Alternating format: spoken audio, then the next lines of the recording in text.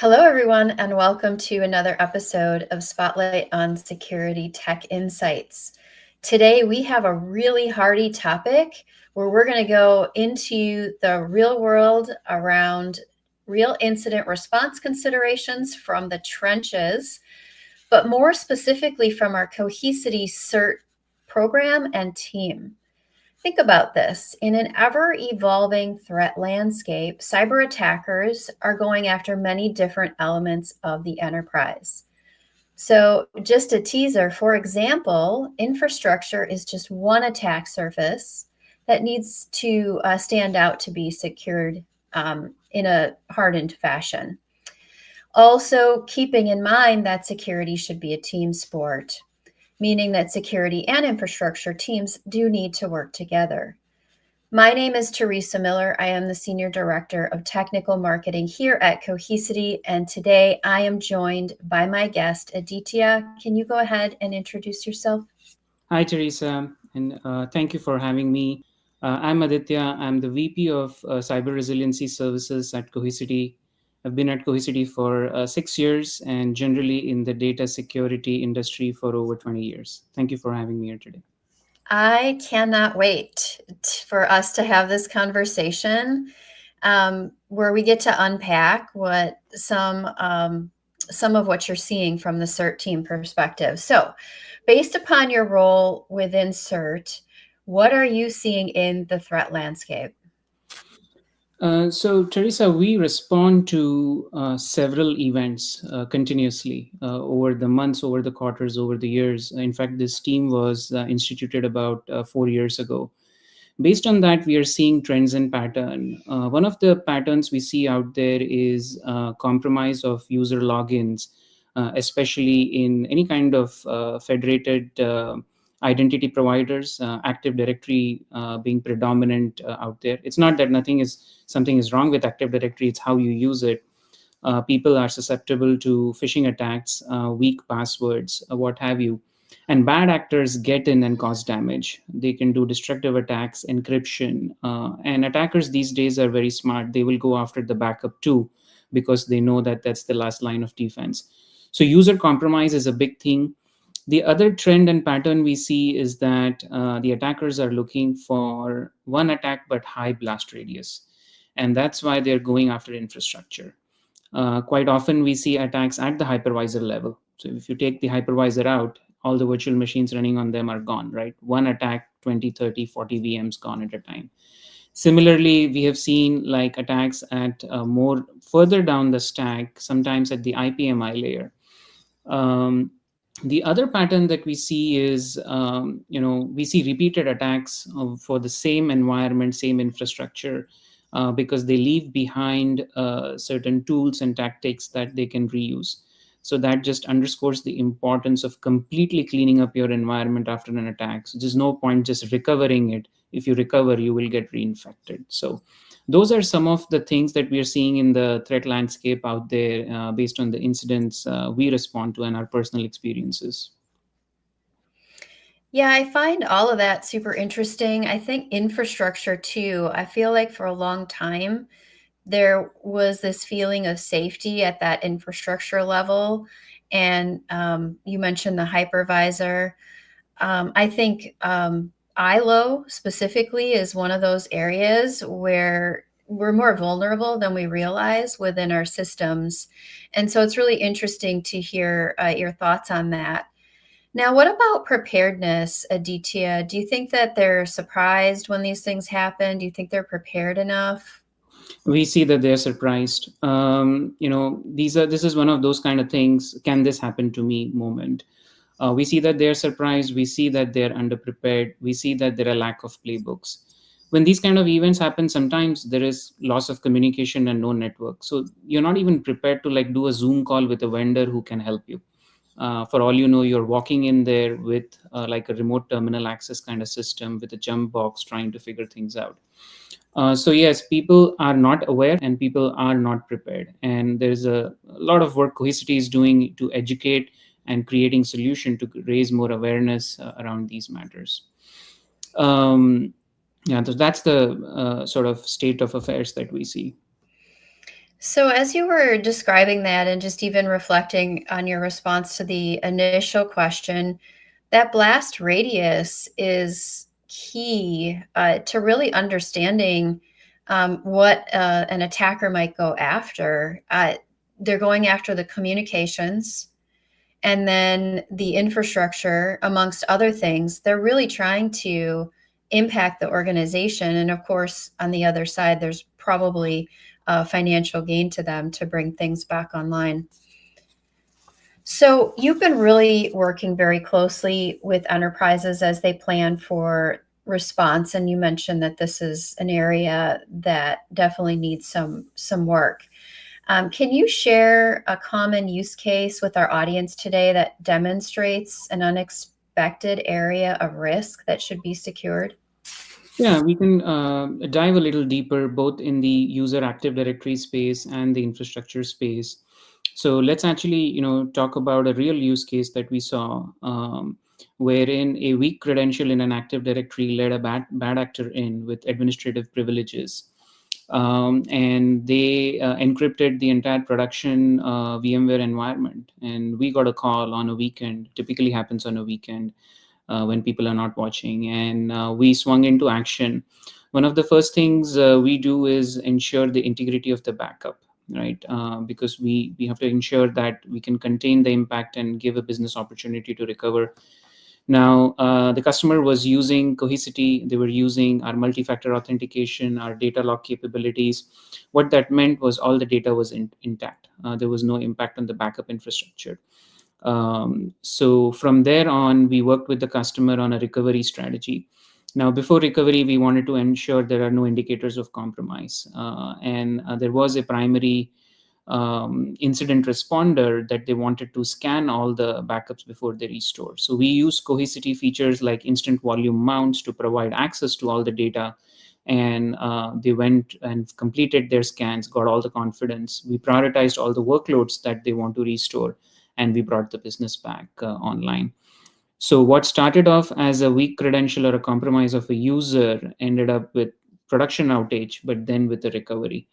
That just underscores the importance of multi-factor authentication and hardening your primary infrastructure, your Active Directory, what have you. Another use case, to discuss more on the infrastructure side. So this was a manufacturing company, and they had a number of remote locations. And in remote locations, you always can't have your, the complete infrastructure. You don't have enough space to rack, stack, and do your full-blown activities. So they were doing a virtual hosted solution of a backup, right? And because of the attack was at the infrastructure level, it not only took out the primary infrastructure, but it took out the first level of the backup infrastructure. So this is where the best practices around the 3-2-1 architecture comes in, which is have 3 copies of your data, at least 2 of them on separate sites, and 1 of them which is air gapped. So this customer was using the 3-2-1 architecture. They had their last line of defense in our Fort Knox, which is our vault in the cloud, and we use that copy to recover the business. So this is like unexpected scenario, right? In like nobody, people think user gets compromised, they'll go to the application. The attackers are smart, they're going where they can get more bang for their buck, going after the hypervisor. So these are two sort of common yet uncommon scenarios that we have seen that I'd like to educate the users about. Yeah, I again just really thinking through this. I mean, I've been on the other side of some of this, different scenarios, and it really sounds. It sounds like it's not intentional lack of preparedness. It's just that the attacks are so complex that they aren't prepared for what's coming. So I find that really interesting. So as you've worked through supporting some of these enterprises through these issues, what are some of the findings around these that you can share with the audience? Like, what are the learnings that our audience can carry forward into their environments? Because preparedness sounds really difficult because you're dealing with a moving target. Absolutely, absolutely. I think, see, one of the One of the entry points of attacks is phishing. So one of the first things you want to do is educate all the users about how phishing happens and how to avoid. That will eliminate a lot. So unfortunately, that's dependent on human, and there's a lot of training involved in that. But what can you do as an enterprise? You have to enforce phishing resistant MFA in all layers of your products, not just backup, your primary infrastructure, everywhere for all your critical crown jewel applications. Secondly, if you just think about backup, first of all, if you're not backing up, you should. And not backup is not just a copy of data, but the copy of the data should be in a worm storage where you can read multiple times but write only once. And some people refer to that as immutability, where you cannot change the data or delete the data. It's very, very important to have that. You have to use your principle of least privilege access. Like, don't have that extra service account open if it's not needed, or don't give extra privileges to a certain user that's not needed. These are some of the key things. Also, having Cohesity as a technology in terms of quorum. What that means is multi-parties have to agree to perform critical actions, be it a recovery using which people can exfiltrate data. So if you have 2% rule, you can control that, or certain critical deletion activities of certain policies has to be monitored by quorum. So these are some of like the basic guidance that I can provide. This follows like a maturity model. So based on where you are, you can always mature to the next level. You go into the 3-to-1 architecture, use network segmentation, what have you. So Cohesity has like well-defined best practices and architecture, and when you work with our teams, we'll navigate you through this exercise. Yeah, the other one that comes to mind too, for our audience would be your system. So for some of the basics, probably not leverage the default passwords, get those changed.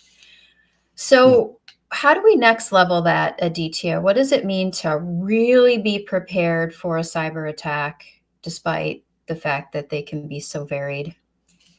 I would say start off with an assessment exercise on what's the current security posture, and first of all, harden everything, both primary Active Directory and the secondary infrastructure in terms of backup. And we touched upon MFA data log. But then the key is to realize it's not a matter of if you will get attacked; it's when, which means it's all about preparing for that day. So doing tabletop exercises is very key. Having your playbooks ready is key. The other dimension is Cohesity has rolled out solutions like Clean Room and Digital Jump Bag. A clean room is a solution where at the time of response, you need an area where you can investigate your backups and mitigate them before you roll it out into production. What we often see is customers don't have infrastructure ready to perform these kind of activities, and they take time.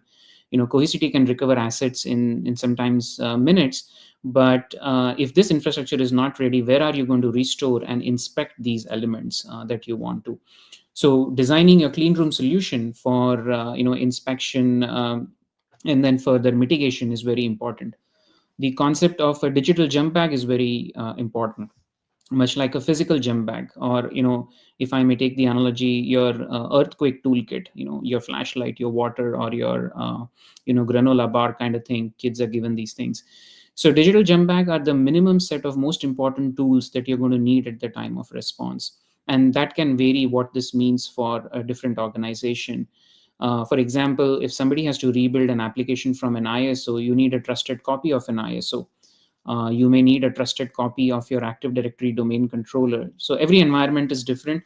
So taking these important digital assets and locking them up, behind, say, example, Cohesity Smart File Immutable Lock, or inside Cohesity's Fort Knox is very important. So at the time of response, you can bring back these assets so that you can mitigate all the concerns, investigate everything, and do what I would like to call a trusted recovery into your production environment. So think through the assessment, your posture, design your clean room, design the digital jump bag. Most importantly, perform quarterly or half yearly tabletop exercises. Really key to practice this out. You don't want to be surprised when it happens. Yeah. So One thing that I experienced, and this was not even a cyber event, that I think really reinforces what you've described, is you don't know what the attack is going to bring forward. An enterprise I worked in had a fire alarm go off. And what we realized is that a lot of our planning had gone around having things on site when the reality is we couldn't be on site. And so things like the digital jump bag, like your clean room, having offsite copies you had mentioned, within like Fort Knox, I think just become so invaluable to that broader planning, because while that was a simple fire alarm, that triggered us to think differently. Um, and thankfully, we had the saving grace to be able to, go back and rethink it. You don't get that following a cyber attack. You really have to have your planning be adaptable and versatile to virtually the unknown. Absolutely. One point, as you said, that came to my mind that I like to add. If you ask the organization who is responsible for doing this clean room jump back or doing tabletop exercises, so some companies will say, oh, that's my security team's job, right? The security team might say, well, this is quite data heavy. Isn't this backup teams and storage team's job? So the reality is, things are converging and these teams have to work very closely with each other.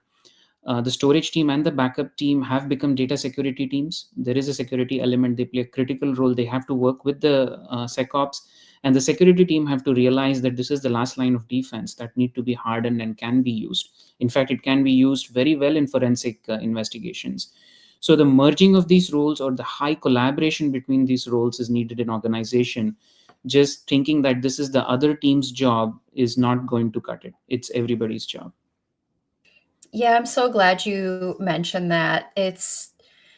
I don't think you can do any of that, even the preparedness piece, without working together. So, but I think it's a good reminder because it's not how all organizations operate. And it's possibly a crucial change that needs to happen within enterprises to ensure success following an event. And I have seen thought leaders in the industry beginning to do that. So in many of the executive briefings we now see both security teams and backup storage teams, IT teams side by side. So they are front runners, but it's not true in every enterprise, and they need to follow suit, I feel like. That's great. I'm glad you're starting to see a change, and hopefully, some of those listening in today can bring forward that concept if it's not something that they're doing, because it is critical to every element of preparedness to response. Sure.